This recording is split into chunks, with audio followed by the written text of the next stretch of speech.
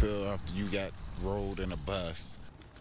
Well, new at 5, we're getting a first-hand account from passengers who were on a shuttle bus that rolled off the interstate near Tremonton earlier this morning. People we spoke with say they are hesitant, as you might understand, to board the bus again after nearly 24 people were injured early this morning.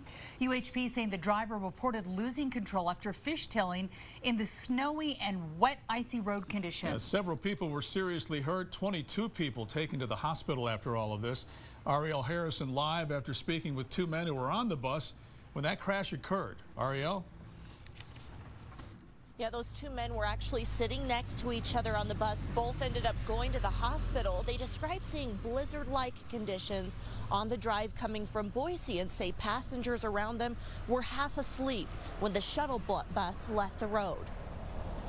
Remember, put my head down and brace it for impact. Chad Marshall described moments of utter chaos as the shuttle bus he boarded in Boise rolled off the highway. Screaming, yelling, hollering, people on the ground, nobody able to move. Chad and his friend King. How would you feel after you got rolled in a bus? Were next to one another when the driver lost control. Head hit the glass window, and Chad here landed on me, and the person behind me also landed on top of me.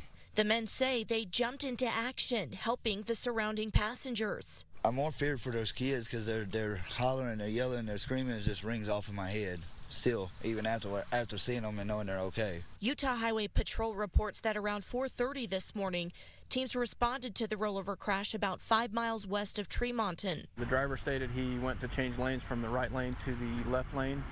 Hit some slush and lost control. Passengers we spoke with said the road conditions were of concern the entire trip, with low visibility and winter weather. I was coming from Boise. The driver really didn't go past 40. It was kind of hard to see. It was like a blizzard. Both men wish the driver reduced his speed even more. No seat belts, no safety restraints, no none of that. You knew it was snowy. You should have went a little slower.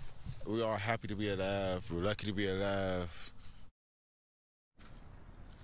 Now, the men shared with me they paid $300 for their fare on the bus, and both are very far from their final destinations here in Garland, Utah. Bus and shuttle were both here earlier today. They've taken some of the passengers. We were actually just notified before I came on air with this report that they've shut down operations here at this emergency shelter site. I reached out to the shuttle bus company for comment and a statement and haven't yet heard back. Reporting live in Garland, Utah, Ariel Harrison, KUTV 2 News. Ariel, thank you. We will continue to bring you updates on this developing story on air. You can also find updates online. In the meantime, we posted a photo gallery from the scene and the latest information over at KUTV.com. We've also posted it on the 2 News app.